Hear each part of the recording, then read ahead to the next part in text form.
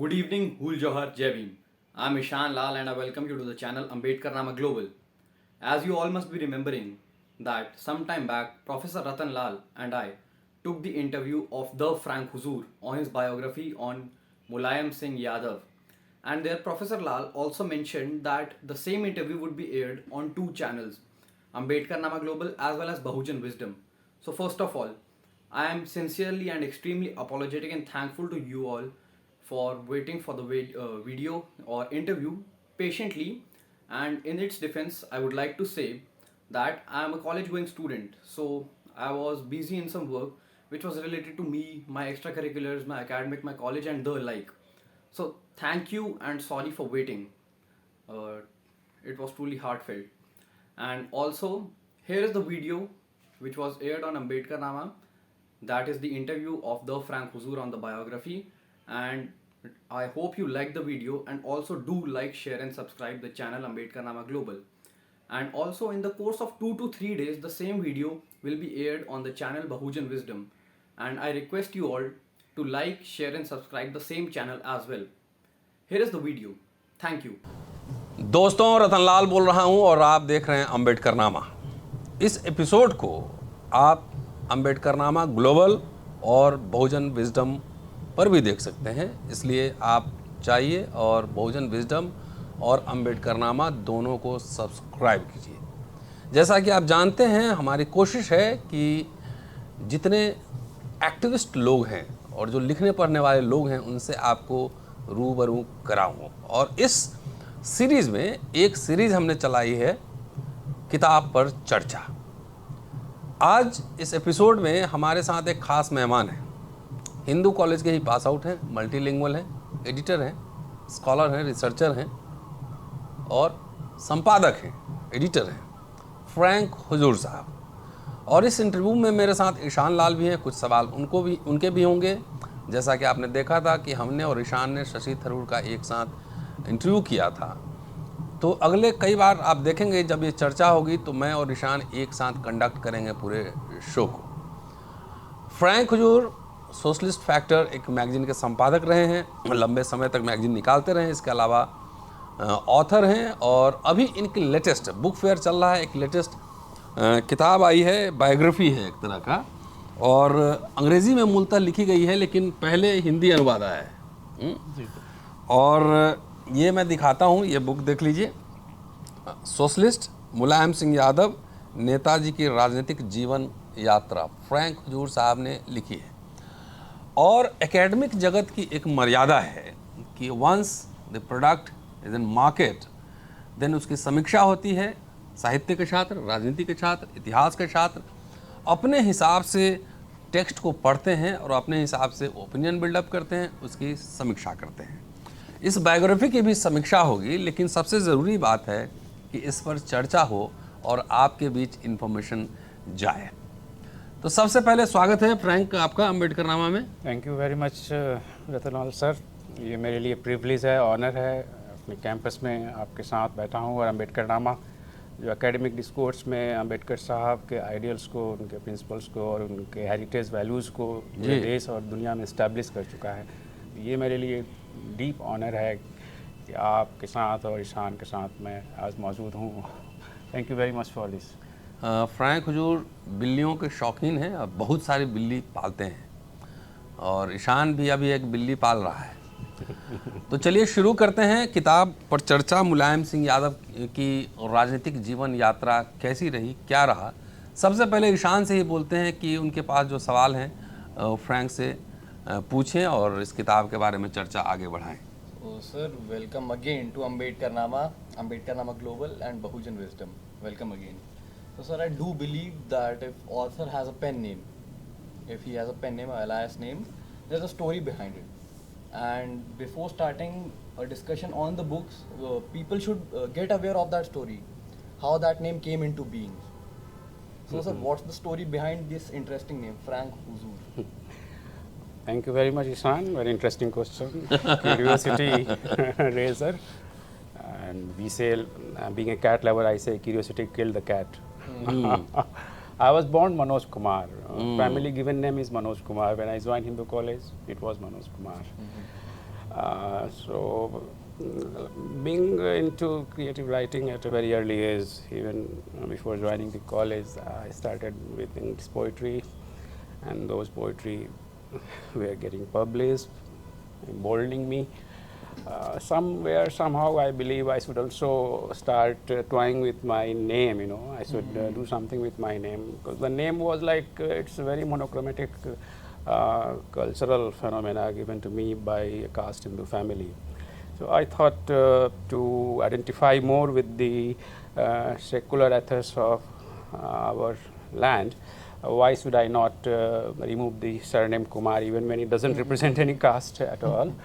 So I started using Khan after Manoj, those days in 96, 97, 98. So when I wrote Hitler in Love with Madonna in 98 summer here, so it was Manoj Khan who was writing Hitler in Love with Madonna. And the controversy. So you experimented so many times. And that was the first experiment, sir. Manoj Kumar became Manoj Khan. And there was like, of course, my father and other in the close circle of influence over me. They protested. They actually pulled me down a lot, including my friends over here as well. So moving on to Frank Huzur, it happened after the controversy over Hitler with Madonna. क्या controversy था? Controversy कुछ ऐसी हुई कि वो 10 act play, एक original play लिखने की रिस्पॉन्सिबिलिटी मिली एक टीम हिंदू के स्टूडेंट्स के, स्टीफेंस के भी स्टूडेंट्स थे, हंसराज के भी थे. तो कंट्रोवर्सी थी कि वो आउट ऑफ 10 एक्ट एक एक्ट हिंदुस्तान की पॉलिटिक्स, जो मंदिर और मस्जिद की जो वो टेक्टोनिक सिचुएशन थी. I believe it was published in 1998. It was, yes, it was written in 1998. Yeah. तो एक When you were a student. yes. तो एक एक्ट वो जो है, ऐसे तो हिटलर को मैं डिफरेंट पीरियड की मैडोना के साथ दीदार कराता हूँ. रॉन्डवू होता है रोम में मुसोलिनी से मिलने के बाद, और Hitler madly falls in love with her, but she resists his advance, saying that you are an evil figure, you do not qualify to be my lover. And then she asks like, I will accept your proposition only when you stop this final solution program against Jews, stop concentration camps, stop the war, become a man of peace and love. And Hitler actually falls for her. And he decides against war, decides against anti-Jewish violence, and this is how he is finally killed in the last act. But there is a twist to the Indian situation in the drama. In Act 6, Hitler के दरबार में मैं दो character उस वक्त की राजनीति के, भारत की राजनीति के, आप दोनों से बेहतर फैमिलियर हैं. एक लाल हरी, model lawn, former home minister and once upon a time BJP, Lal Krishna Advani के ऊपर. Lal Bihari, model lawn, there was some controversy and it was a protest against your this piece. Because of this only, Lal Hari is talking about Muslims being Jews in this country. Lal Bihari is countering him. Look, Mr. Hitler is sitting like a judge.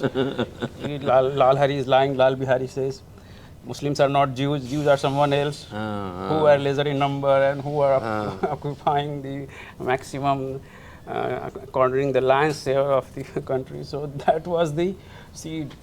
And there it was actually dismantled during the rehearsal itself. And my life was almost off the track over the next 3 years. And then I decided to recast myself, reinvent myself, and this is how Manoj Khan died and Frank Huzur was born. Okay, so let me put one word more now. So it was a journey from Manoj Kumar to Manoj Khan and then Frank Huzur, and let me put one more title. So he is a Frank Huzur Yadav. So Frank हुजूर यादव साहब की किताब मुलायम सिंह यादव पर आई है और जीवन यात्रा है. ये बताइए फ्रैंक, इतिहास का छात्र हूँ मैं और जी, पता है. ये आप ओरिजिनली अंग्रेजी में लिखा था आपने? जी. अंग्रेजी पब्लिश नहीं हुई, पहले हिंदी में क्यों आई किताब ये? अंग्रेजी scheduled है. And who translated it? Translation is by Neeraj Kumar. अच्छा, okay. NDTV, former NDTV journalist. Okay. Now he's an academic like you. Right. This is how it's done. Angrezi is scheduled for June or July along with the Urdu translation. Urdu. Yes. Right. अंग्रेजी में अभी तक नहीं आ पाई, इसलिए I am still in search of a good English publication. Okay. Yeah. And Hindi one was possible because So one can you publisher showed interest. did you Hindi Urdu. Left word से बात की? Left word इस तरह की किताबें छापता है? I haven't spoken to them. Okay. Anyways कोशिश करेंगे कि जल्दी अंग्रेजी आए, लेकिन हिंदी पहले आ गई है. ये पहली बार मैं सुन रहा हूँ. जनरली अंग्रेजी की जो किताबें होती हैं पहले अंग्रेजी में आती हैं, बाद में अनुवाद होता है, लेकिन हिंदी पहले आ गया और अंग्रेजी बाद में.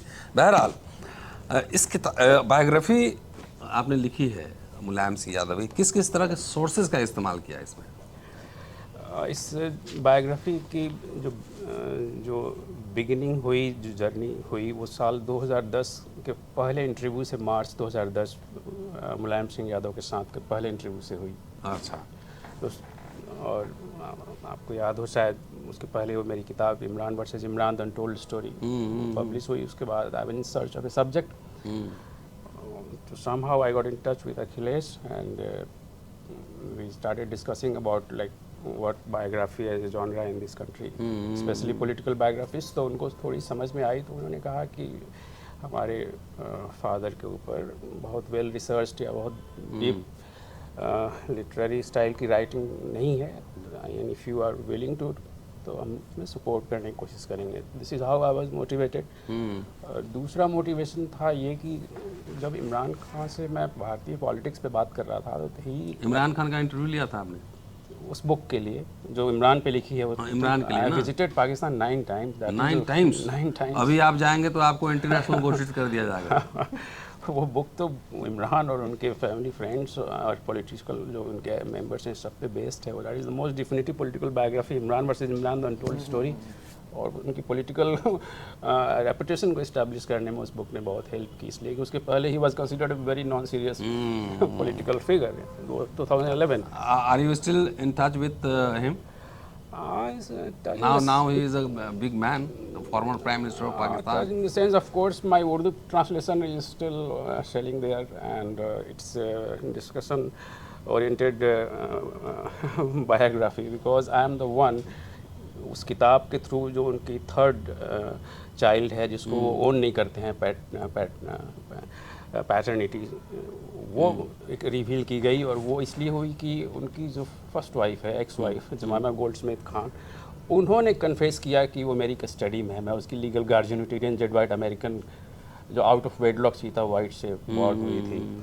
तो उस किताब को लेके, उस पार्ट को लेकर उनको काफ़ी वहाँ टारगेट किया जाता है अपोजिशन के through, specially the ruling party of Nawaz Sharif and Bhuttos, because in Islamic republic, you know, if you don't own a child you could be disqualified. This is what is faring. और वो बुक जो है, it's like one of the petitioner in this particular matter against him.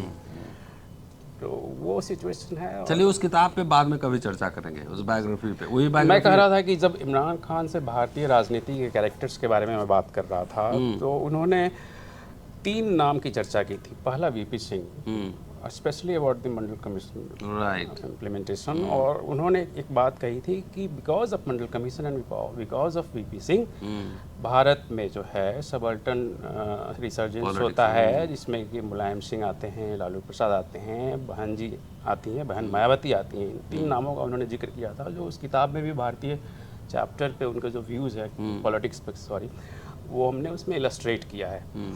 तो वो भी एक motivating factor था कि बात तो सही है कि पोस्ट मंडल एरा में जो भी इवोल्यूशन हुआ है, जो भी रिसर्जेंस हुआ है, अगर मिलिटेंट हिंदुत्व का रिसर्जेंस हुआ, तो एक तरीके से political revolution subaltern OBC SC community का भी हुआ. और वो रिफ्लेक्शन पावर पॉलिटिक्स में बहुत इम्पोर्टेंट इंडेक्स बन गया. Ishan. So sir, you told that you originally wrote the book in English. Yes. Hindi translation came first.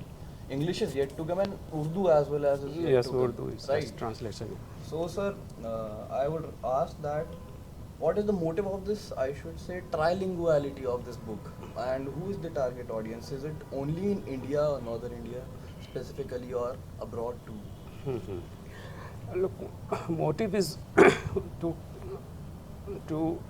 actually tell this story and to take the message of Mulayamwad, like Samajwad, to the Urdu audience, of course, because Muslims are one particular core constituents of his political And because journey. of this Babri Masjid, Yeah, and Samajwadi Party has been propelled into hot seat, whatever, for almost on 4 occasions in the past, because of the very rock solid support of the Muslim voters.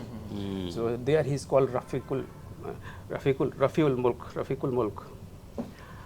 And Mullah Mulayam was the Mullah tag Mulayam. given by the far right Hindutva politicians. Mullah Mulayam. BJP.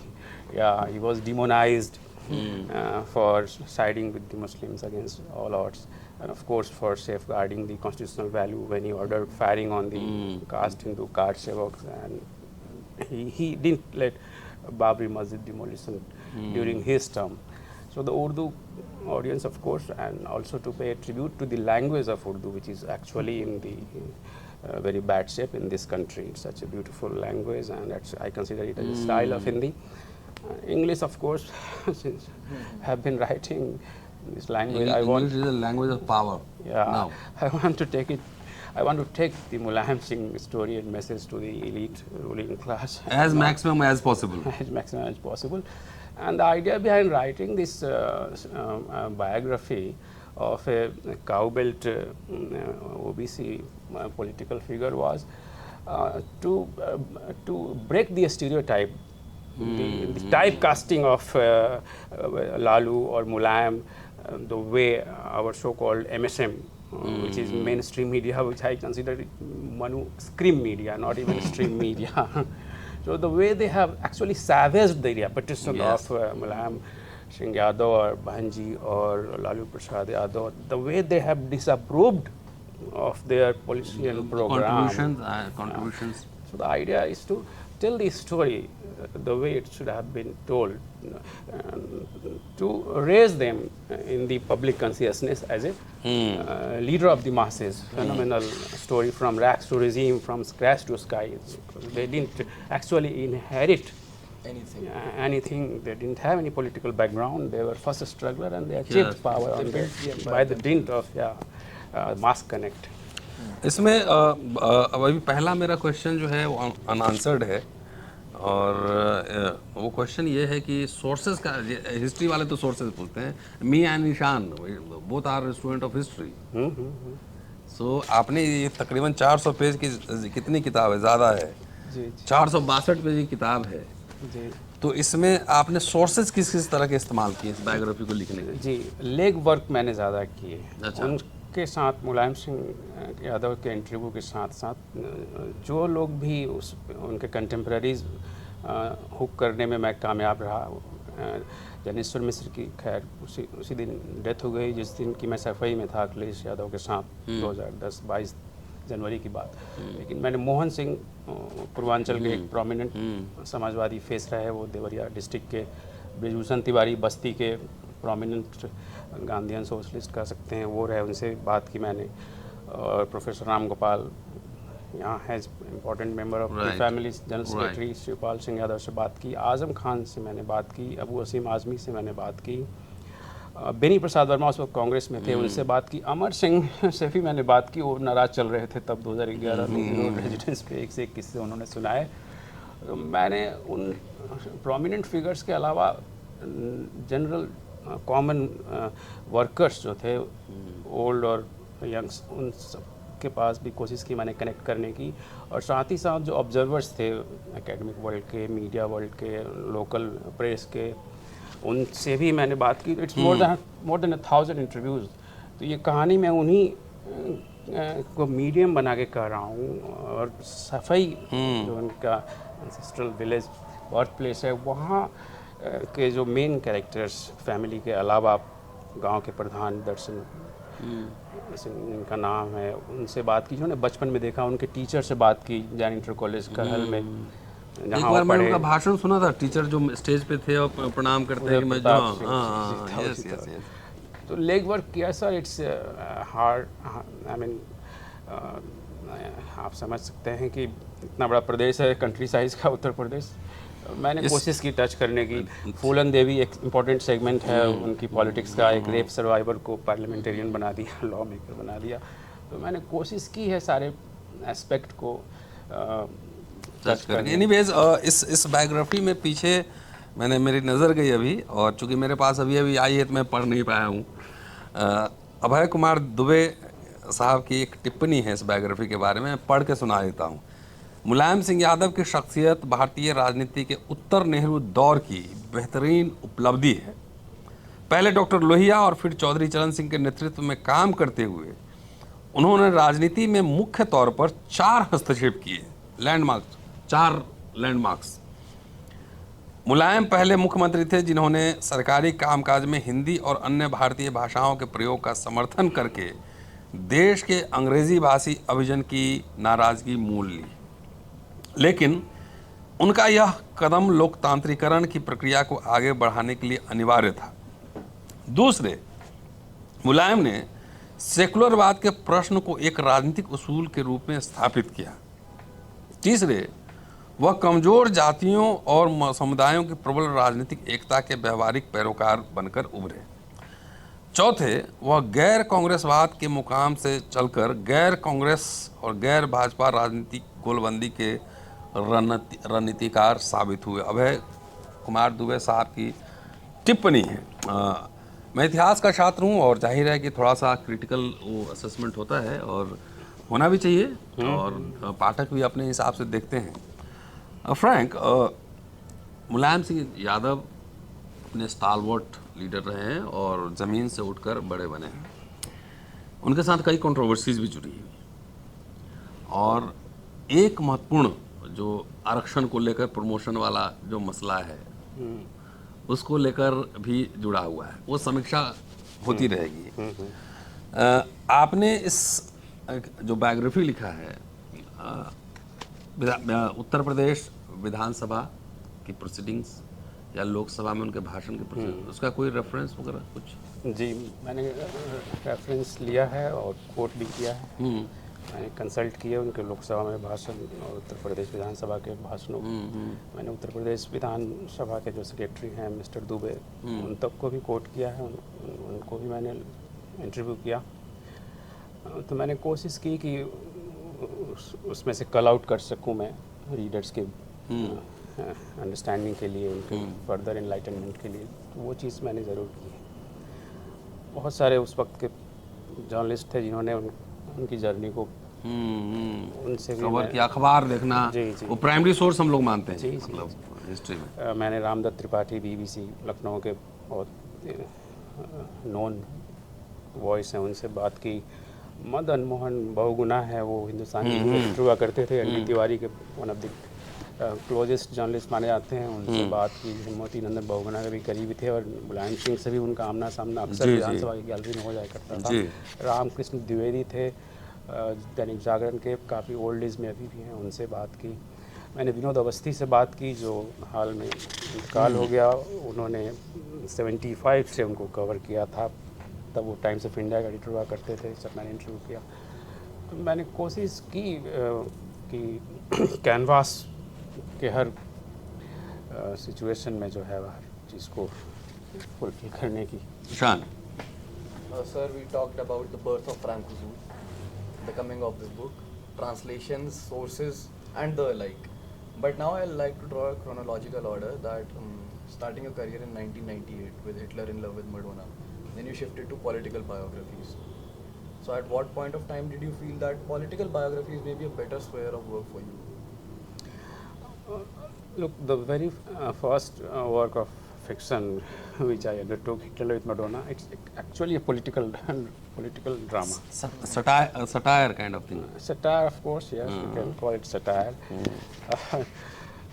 So politics was always dominating my mind space. Somehow, I don't know why I came over here. Since you are Bihari also, no? So, And when I had to conceive a new plot, new play, suddenly it hit me like Hitler in love with Madonna. It's weird. End of the day, she was born in 1958, 13 years after Hitler left the world.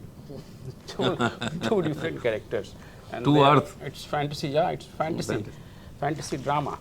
So politics was always dominating. And after the controversy, of course, I wrote 2 more plays, and somehow I was thinking like the crowd, the audience over here, they were not very receptive to political theater. And that actually disheartened me and actually discouraged me from writing more political drama. Economically, it was draining me down. Somewhere I was in the dump and I was not able to keep my body and soul together financially. So this is how I started thinking about like this society, our whether Mumbai or Delhi theatre circuit is not actually receptive to such radical ideas of ridiculing your political leaders. So I decided to do biographies, and biographies also happened. It was like it was actually like when Imran Khan thing happened. I could never imagine anywhere in my life, even in the wildest stretch of imagination, that I would be up face to face, up in front with Imran Khan, and he would actually agree to a political biography over him. So I consider it it's a very accidental affair of my literary journey.